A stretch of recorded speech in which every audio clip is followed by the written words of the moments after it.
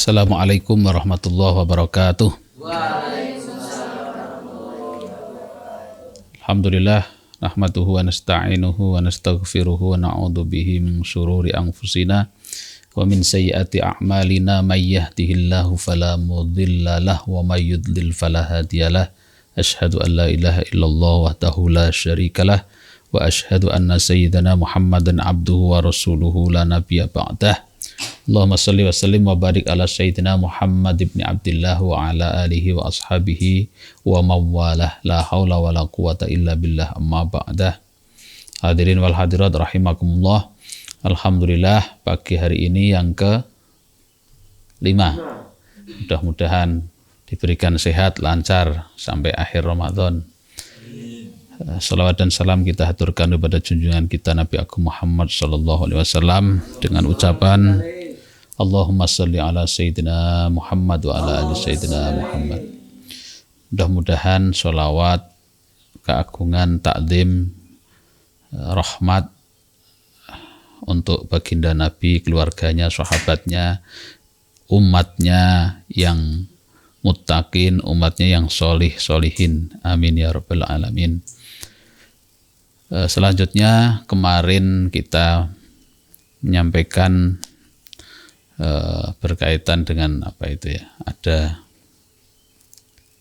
ada syarat rukun puasa sama apa itu dendanya atau fidyah juga ya. Saya agak mundur sedikit, nanti saya teruskan lagi. Mundur dari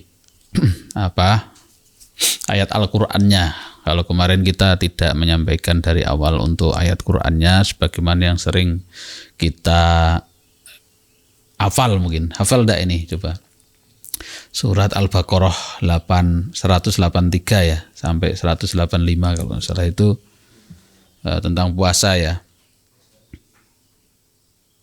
Coba bacanya dengan tartil ya. A'udzu billahi minasy syaithanir rajim. Bismillahirrahmanirrahim. Ya ayyuhalladzina amanu kutiba alaikumus shiyamu kama kutiba alal ladzina min qablikum la'allakum tattaqun.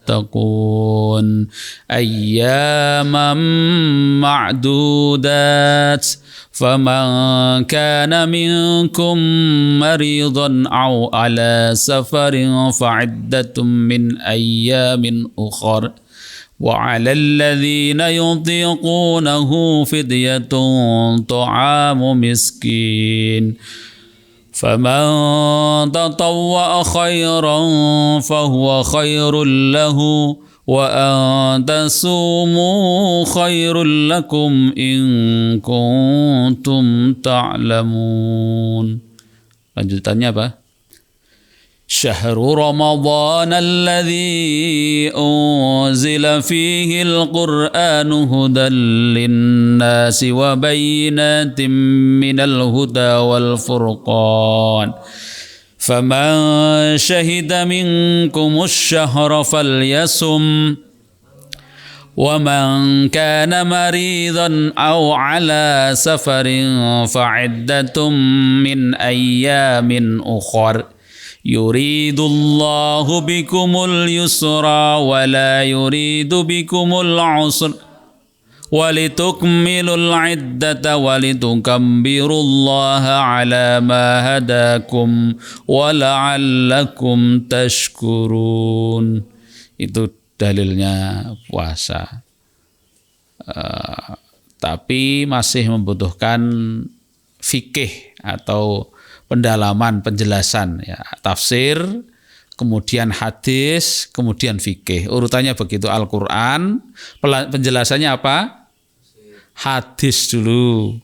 Kemudian jika setelah ada penjelasan di hadis, kurang detail lagi, cari di tafsir. Itu berdasarkan hadis, Quran, dan pemahaman kaidah-kaidah usul fikih. Nanti muncul namanya fikih.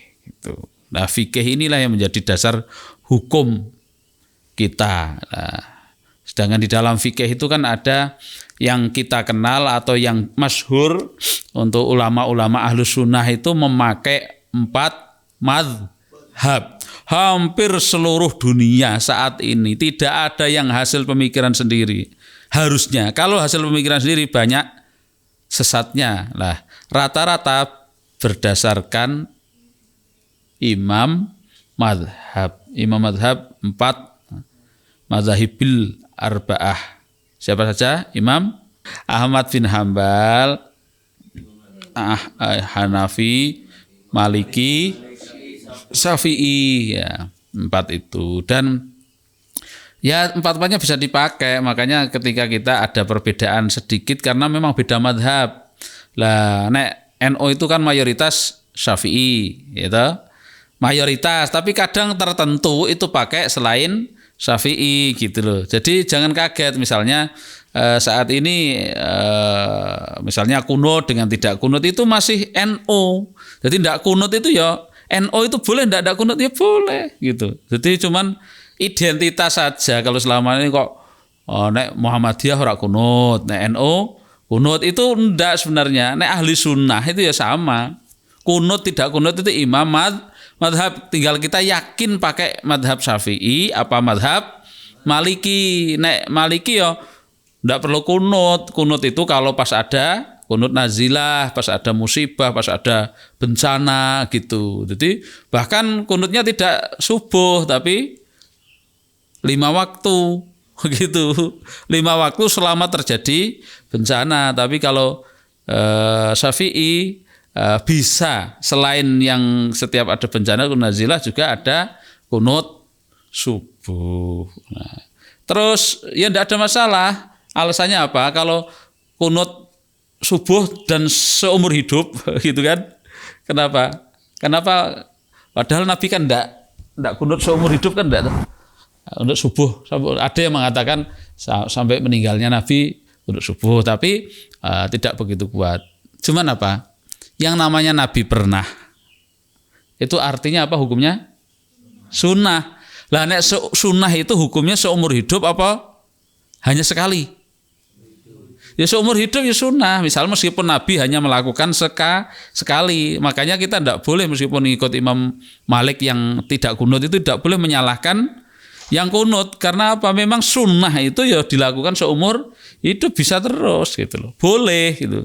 Tapi mewajibkan sesuatu yang tidak wajib tidak boleh. Misalnya gitu, sama orang kunut berarti orang wong NU itu tidak boleh.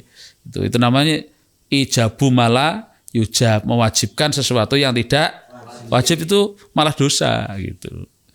Nah gitu. Kecuali itu tata tertib, beda lagi. Tata tertib santri harus jamaah. Jamaah itu ya sunnah gitu. Tapi sunnah yang muakkadah, yang ditekankan sekali gitu. Nah nanti selain Syafi'i, jamaah, sholat jamaah itu wajib. Imam siapa itu? Hambali apa Hanafi itu? Nah, itu mewajibkan jamaah.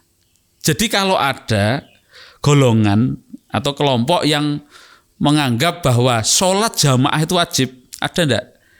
Ada. Bahkan meskipun dalam perjalanan ada naik bis, kok krungu adzan langsung turun dari bis, mending bayar lagi enggak apa-apa, yang penting harus jamaah. Itu ada. Jadi ada yang disebut Islam jamaah, beda lagi. Tapi ini ada yang punya prinsip begitu. Oh di jalan raya baru sibuk kerja, ya mending saya dikeluarkan kerja daripada saya tidak boleh jamaah tepat pada waktunya. Begitu azan dia harus langsung pergi dari kerjaan. Nah, ada yang punya prinsip seperti itu. Itu berarti ngikuti imam madhab. Tidak beda dengan NU tidak. NU boleh seperti itu ya boleh. Ada tidak? Ada. Orang tertentu yang memang saya yakin dengan istiqomah jamaah itu saya bisa seperti ini gitu. Saya insya Allah dekat dengan Allah dan lain-lain gitu. Tapi jangan terjebak, karena ada juga yang orang gini.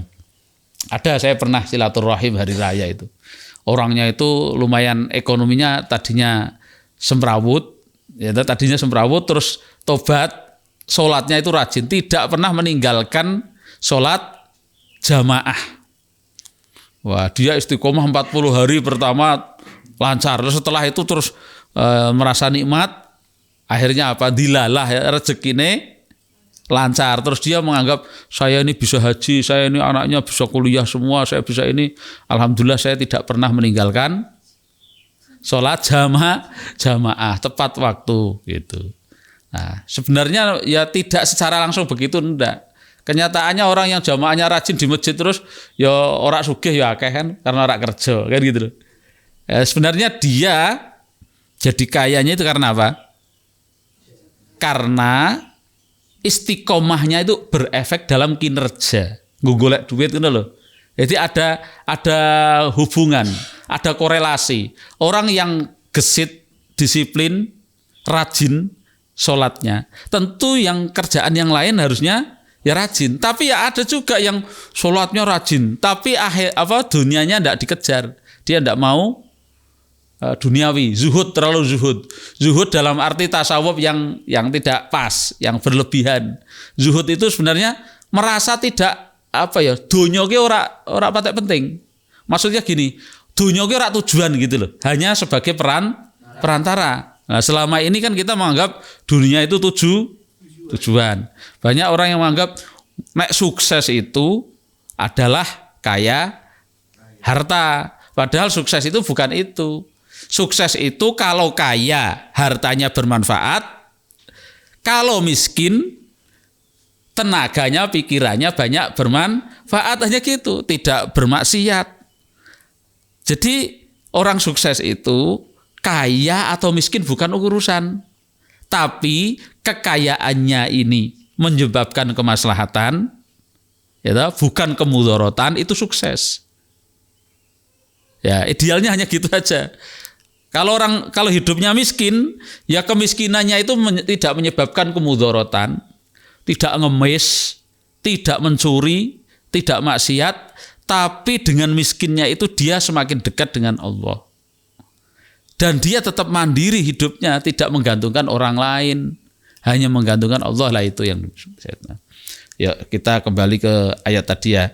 Ya ayyuhalladzina, hei wong akeh amanu kang mukmin atau beriman.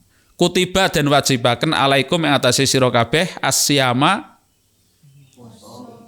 asyamu ing poso. Kama kutiba sebagaimana diwajibkan alal ladzina ing atase wong akeh min qablikum saking kaum sadurunge sira kabeh la'allakum supaya kamu semua campur bahasa Indonesia. La'allakum supaya sira kabeh tatakun dadi wong kang takwa kabeh.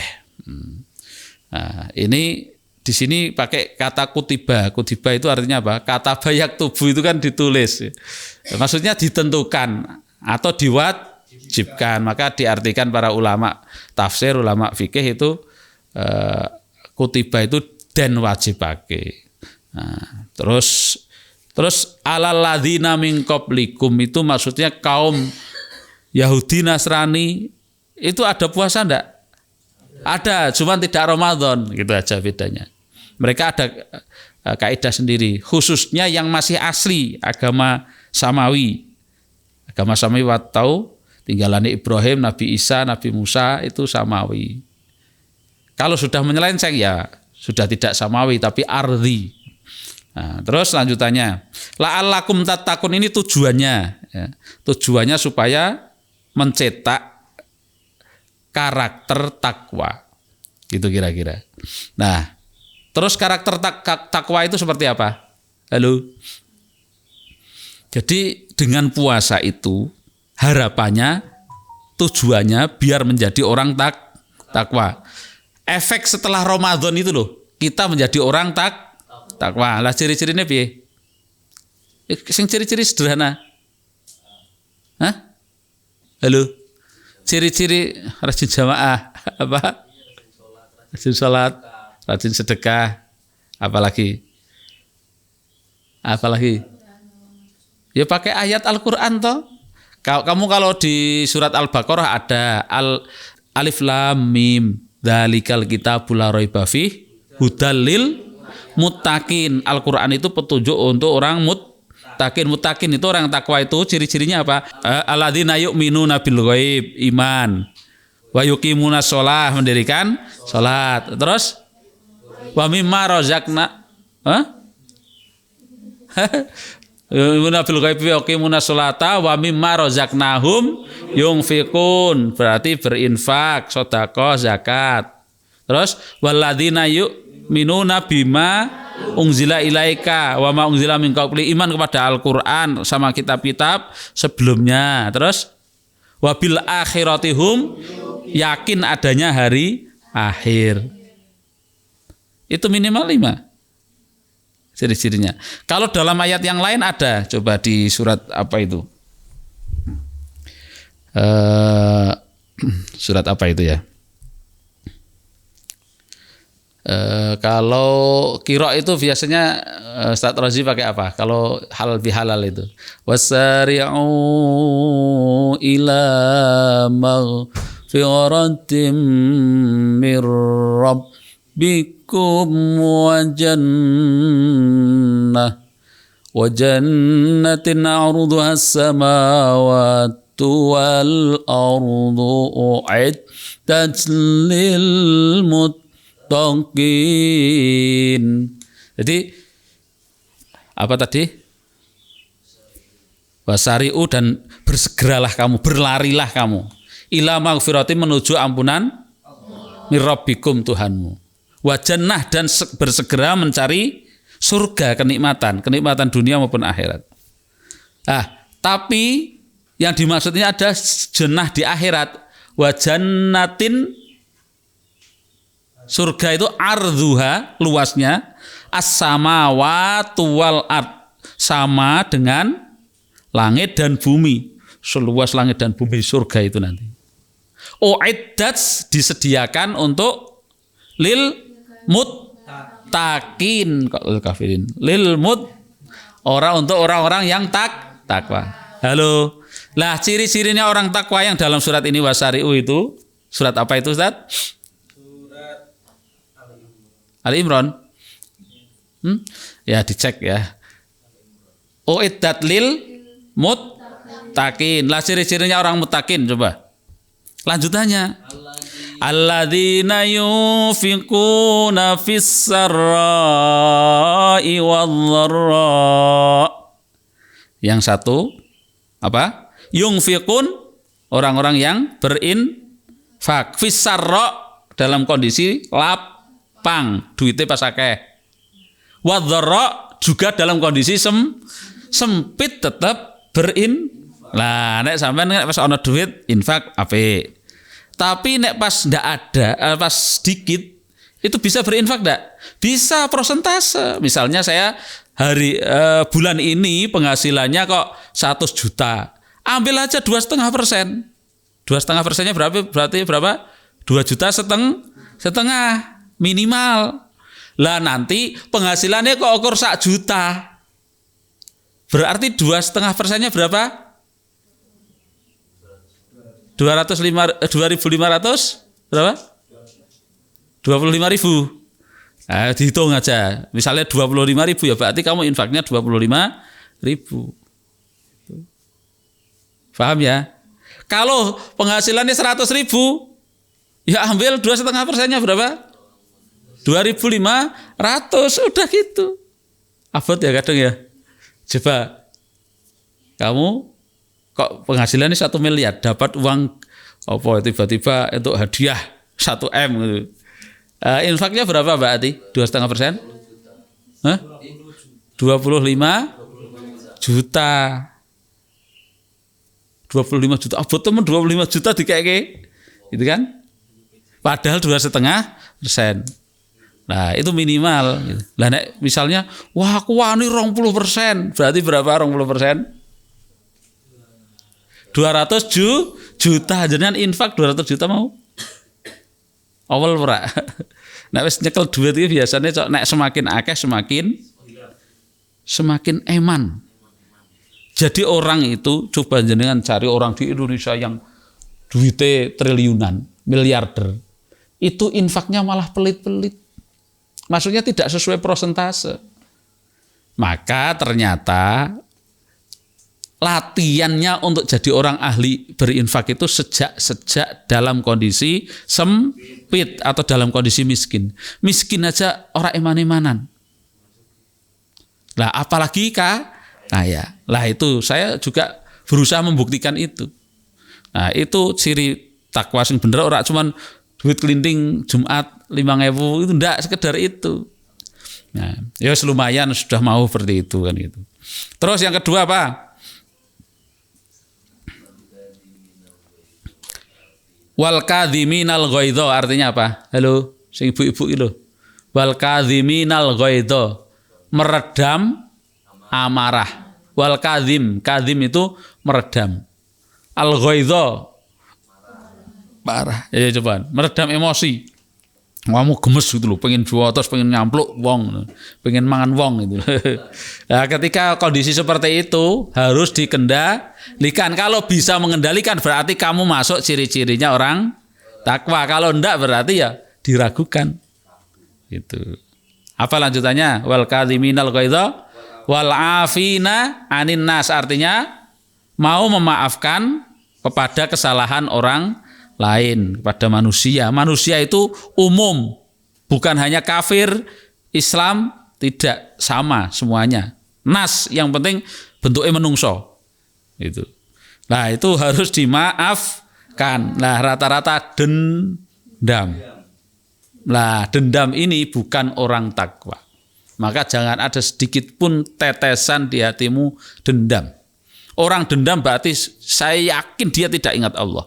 Karena kalau ingat kebesaran Allah tidak akan dendam. Kenapa? Karena kejadian apapun itu sebenarnya sudah dikehendaki Allah. Lah wong Allah saja Maha Pemaaf kok. Mosok kita yang enggak ada apa-apanya ora gawe melu urun gawe ya ora kok ora memaafkan. Wong perilaku seperti ini ya yang menciptakan Allah. Baik buruk itu minallah semuanya. Tapi Allah menghendaki manusia itu baik. Kalau terjadi buruk itu manusianya sendiri. Innallaha la yughayyiru ma biqaumin hatta yughayyiru ma bi anfusihim. Artinya apa? Sesungguhnya Allah tidak akan merubah suatu kaum hatta yughayyiru ma bi anfusihim, kecuali dia yang merubahnya sendiri. Maksudnya Allah itu menghendaki manusia itu baik. Kerja keras, rajin, tekun gitu. Tapi kalau ada yang tidak baik, itu berarti dia sendiri yang merubah. Allah yuridullahu bikumul yusra wala yuridu bikumul usra dan seterusnya. Dan seterusnya. Allah itu menghendaki itu semuanya itu gampang, mudah, baik gitu. Nah, sing ora berarti dhewe sing ngrubahnya. Sebaliknya, dhewe mau jadi orang kaya, mau jadi orang miskin, sebenarnya diri kita yang sangat menentukan di dunia ini. Kecuali takdir Allah, nah, gitu loh. Lah takdir yang bisa dirubah ya ini. Karena Allah punya takdir, kita juga manusia diberikan kemampuan untuk merubahnya. Makanya dalil ini innallaha la yughayyiru ma biqaumin hatta yughayyiru ma bi anfusihim. Terus wal afina anin nas wallahu yuhibbul muhsinin. Itu ada berapa berarti tadi? Yunfiquna fis sarra wad dharra wal kadhiminal ghaidha wal afina anin nas. Terus baru 3, harusnya ya 5 minimal. Lanjutannya walladzina idza fa'alu fahisatan aw dzalamu anfusahum dzakarullaha fastaghfaru lidzunubihim. Dan orang-orang walladzina lan wong akeh idza fa'alu nalika nglampahi fahisatan perbuatan keji, au dzalamu anfusahum atau mendolimi diri sendiri, dia zakarullah langsung ingat Allah, fastaghfaru lidzunubihim kemudian meminta ampunan kepada Allah. Dan wa may yaghfiru dzunuba illallah, dan siapa lagi yang bisa mengampuni dosa-dosa besar kecuali Allah. Walam yusirru yang ke-5 tadi ya, jika melakukan perbuatan keji langsung dirubah dengan berbuat baik, yaitu ingat kepada Allah dan istighfar. Itu berarti orang mutakin. Ketika ingat saya salah langsung istighfar dan ingat Allah. Lah yang nomor 5 apa? Walam yusirru ala ma fa'alu wa hum ya'lamun. Kalau sudah tahu kemarin berbuat maksiat, harusnya bertaubat, taubatan nasuha. Apa itu? Walam yusirruna lan ora bakal ngulangi tidak bakal mengulangi perbuatannya ala ma fa'alu atas apa-apa yang sudah dilakukan lalu, kesalahan-kesalahan lalu itu, wahum ya'lamun dan mereka itu tahu. Tuh. Ulaika jazaa'uhum maghfiratum mir rabbikum wa jannatin tajri min tahtihal anharu khalidina fiha wa ni'ma ajrul amilin. Ulaika wong akeh mau ya, wong mutakin mau, jazaa'uhum ganjarane wong mau maghfirah dapat ampunan mir rabbihim saking pengirane wong akeh mau wong mutakin, wa jannah dan mendapatkan surga. Tajri min tahtihal anhar yang di dalamnya surga itu ada sungai yang mengalir. Nek kene ora gumun ya. Wis biasa jeguran ning kali. Ning Arab ya gumun. Artinya apa? Diiming-imingi surga itu apa yang belum pernah ada di dalam pikiran kita, di dalam hati kita belum pernah dilihat dalam kasat mata. Surga itu dibayangkan kenikmatan. Misalnya orang Arab tuh pengen bojo sing ayu. Senengnya kan karena makmane apa jenenge daging kan, nafsunya syahwatnya tinggi. Pengennya kawine bojone 10, 20, 30 kan gitu. Ana yang bojone 100 barengan. Nah gitu. Kenapa? Lah karena syahwatnya besar diiming-imingi bidadari. Di surga nanti ada bidadari berapa? 100 bidadari. Lah sing misake kan sing ibu-ibu ya. Sing ustadzah kan ndak bisa menikmati bidadari toh. Mosok meh lesbian ya gitu. Kan enggak ada penjelasannya, bidadara enggak ada itu. Gigolo adanya ya. Gimana? Seneng itu nih dapat gigolo. Ya. Artinya apa ya? Enggak ada itu apa bidadari yang kita bayangkan itu enggak ada. Maksudnya ya tidak terbayang namanya surga itu mala ainun ra'at wala udhunun sami'at. Jadi surga itu kenikmatannya luar biasa, tapi mala ainun ra'at tidak pernah terlihat oleh mata, tidak pernah terdengar oleh telinga kita. Fahim tum? Nah, itu efek dari puasa. Harusnya setelah keluar dari puasa ada 5 ciri-ciri tadi. Nah di Al-Baqarah ya ada 5, di dalam surat apa tadi? Ali Imran bener. Ya, yang wasari'u tadi ada 5 itu. Itu sama, hampir sama itu isinya. Itu ciri-ciri mutakin. Nah, jam berapa ini? Sebentar lagi ya. Nah, saya lanjutkan ayatnya yang tadi. Ayyamam ma'dudat, pada hari-hari yang sudah ditentukan. Lah, ini lanjutannya. Famangkana mongko sopone wong kana kang ana sapa man mingkum antare sira kabeh maridon kang lara au ala safarin atau dalam kondisi perjalanan. Nah, perjalanan ini ada kaidahnya ya, ada yang 80 km atau 90 km atau 96 km, ada yang 100 km jaraknya. Fa'iddatun, maka dia mendapatkan keringanan untuk rusuh min ayyamin ukhar, untuk menggantikan. Fa'iddatun, maka dia bisa menggantinya min ayyamin ukhar, pada hari-hari yang lain setelah Ramadan maksudnya itu. Nah, terus ada keturunan wa alal ladzina yutiquna. Lah nek wong kuwi mau memang ora posone krana lara parah gitu kan.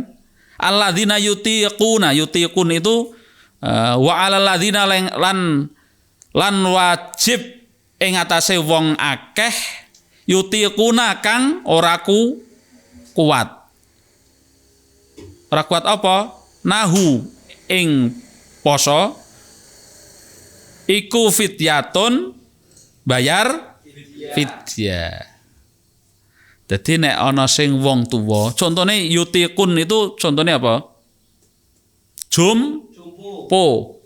Orang yang jompo wis linglung ngono kae, ora sehat, ora produktif, ora iso kerja. Itu boleh tidak dan tidak perlu cukup membayar fidyah. Ta'amu miskin ing makani wong miskin. Fidyah itu memberi makan orang miskin. Berapa? Di sini di Al-Qur'an tidak ada kaidahnya, adanya di hadis. Berapa?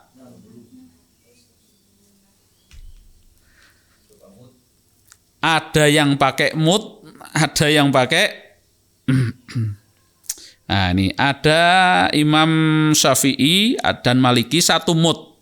1 mud itu kira-kira 675 atau 6 on 75 sampai 7,5 on atau 750 gram beras atau makanan pokok per hari yang ditinggalkan.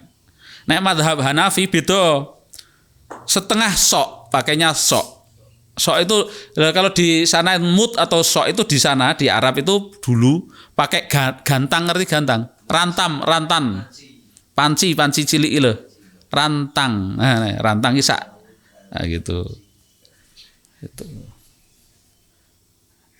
Ya beda ndak? Mut sama sok. Beda. Setengah sok itu 1,5 kilo. Berarti 2 kali lipatnya nek Imam Hanafi. Itu loh. Nek Syafi'i kan 7 on ya. 7 on itu 1 kilo luweh, 2/3 kilo. Nah, tapi kalau Imam Hanafi 2 kali lipatnya atau 1,5 kilogram per hari. Nah, ya nek dikonversi uang ya gerek dikalikan.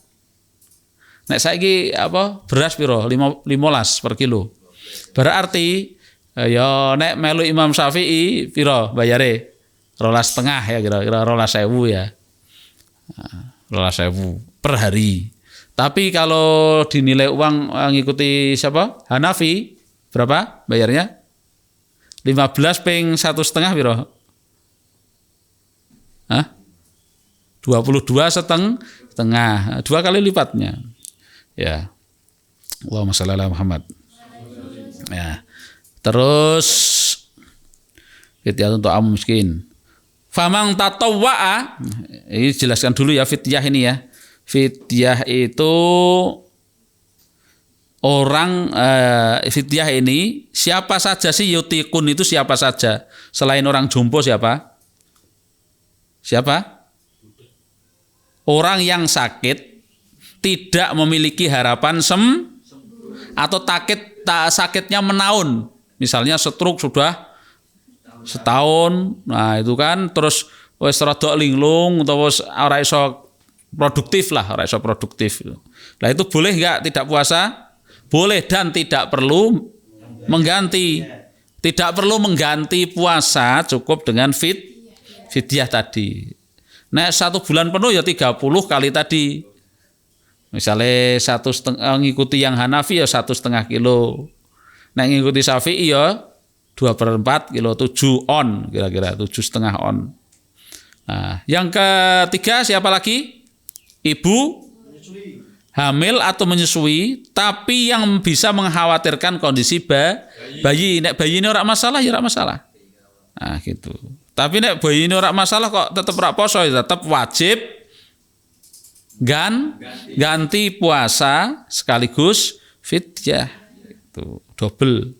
Terus yang terakhir orang yang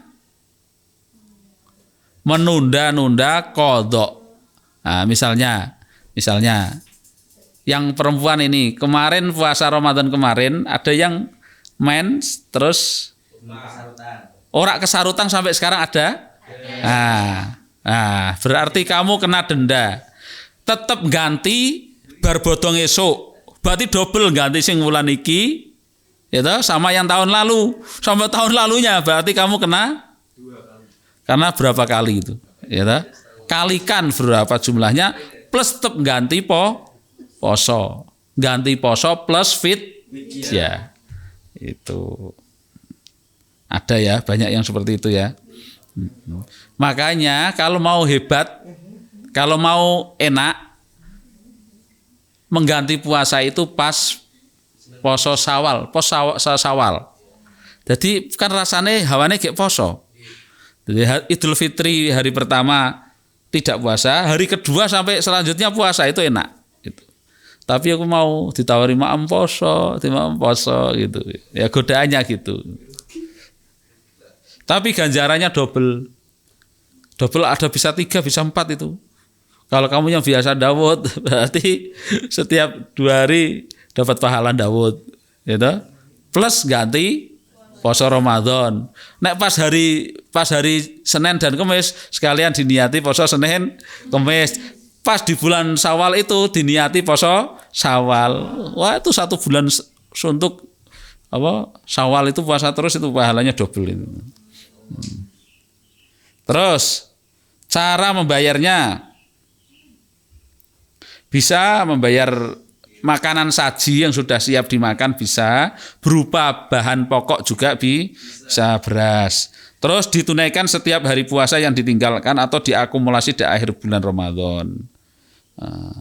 Dibayarkan kemana? Langsung ke fakir miskin boleh, melalui lembaga boleh. Yaitu sudah jam 6 ya. Demikian yang dapat kami sampaikan. Sebenarnya itu lanjutannya kan ayatnya famang tatawwa'a khairan fahuwa khairullah. Nek gelem rela puasa meskipun kondisi seperti itu kok gelem poso itu lebih baik. Ngono lho. Baik tadi perjalanan maupun sakit kok iso poso ya sebaiknya puasa itu lebih bagus. Yang penting tidak membahayakan. Wa ang tasumu khairul lakum in kuntum ta'lamun gitu. Demikian kita tutup dengan kafaratul majlis. Bismillahirrahmanirrahim.